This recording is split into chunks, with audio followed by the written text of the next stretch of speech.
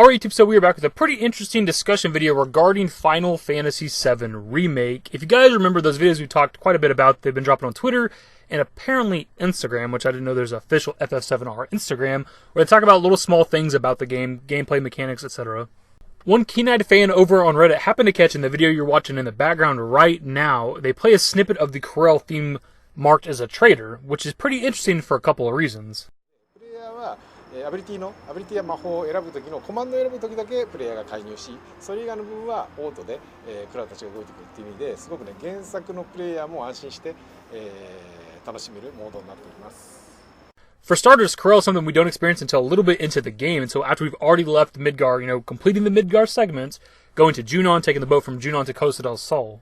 But also why this is interesting is because it's a newer version of the song. It's not just the song from FF7 playing in the background. So it's interesting that they would do a newer version of the song and play it now when Corel is something we shouldn't even know about or see until maybe the second game. So this led to the discussion on Reddit about whether or not we're going to get like more intricate character backstories, because again, when it came to the original game, the Midgar segment, which is where this game's taking place, the remake, inside of Midgar only, you don't really get much history on Barret. You just know that he hates Shinra. But once we get to Corel and obviously Gold Saucer Prison, we learn why he hates Shinra. And obviously Shinra destroyed his hometown of Corel. They're the reason he has a gun arm, and he thinks they killed his best friend, Dyne. And Dyne is the birth father of Marlene, which is Barret's daughter in this game, but you don't learn about that until later in the story. But I'd love for them to explore this history of Barret. Now, obviously, I don't want them to go too in-depth on Dyne's character until we can actually meet him in Corel Prison, but I think it needs to be established that he is a character, and possibly even the birth father of Marlene, before we actually get that far into the game. Because when it came to the original game, we didn't even know this character existed up until Corel Prison. We learned about him literally minutes before we actually meet him, so it's not that impactful, but if with this first game we established that Dyne was a character, Barret thinks that he died in his past, we get to Corel Prison probably in the second game, and it's like, oh my god, Dyne is still alive. That's a much more impactful storytelling. And speaking of Dyne, since we're talking about him, I really do hope they expand on him a little bit more. I hope we can spend a little more time with Dyne before the inevitable happens.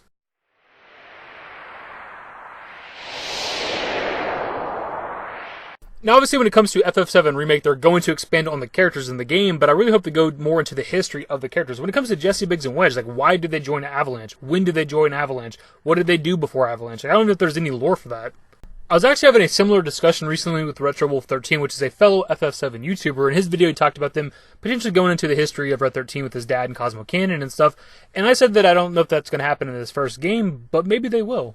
Again, similar to the Dyne situation, we're not going to learn everything about Seto, but Red 13 could establish him as a character, could establish Cosmo Canyon, and maybe that he didn't even like his father, thought he was a coward, etc., etc. And then later on, once we get to Cosmo Canyon, in this probably second game, we'll learn that Seto died a hero. And with the original game, we actually got a bit of character history when it came to Tifa and Cloud during the Midgar segment, so I think this one's all but guaranteed, but hopefully they'll expand on it a little bit. And if they do, it'd be kind of nice if they're trying to recreate this scene. We'd actually get to see what Nibelheim looks like in the remake, even though we're not going to get to go there yet. Now, clearly I want them to expand on the history of all these characters, but mainly we're talking about Barret with this video because the Corel theme was playing in the background of that video.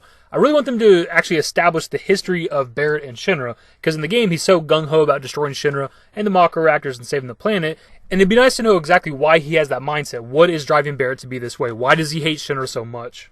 Quick shout out to Shiloh Yo over on Reddit for catching this. It's a hell of a find, man. I never would have noticed the song playing in the background like that. And throwing it back to that song playing in the video, why would you do a remade version of that song, and why would you play it in a video for Final Fantasy VII Remake unless Corel is going to be a part of this game in some capacity, like a flashback? Very interesting to think about, so I'll pass off to you guys in the comment section. What are your thoughts about them playing the theme song for Corel, marked as a traitor, in a video for Final Fantasy VII Remake? Do you think this means something? Does it mean nothing? It's a very specific song to choose, and I'm hopeful that it's them giving us that subtle tease to the hardcore fans that would catch that song as to what to expect from this game.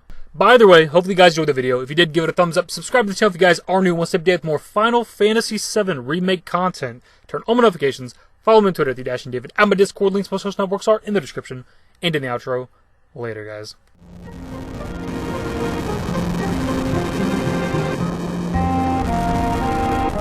Give me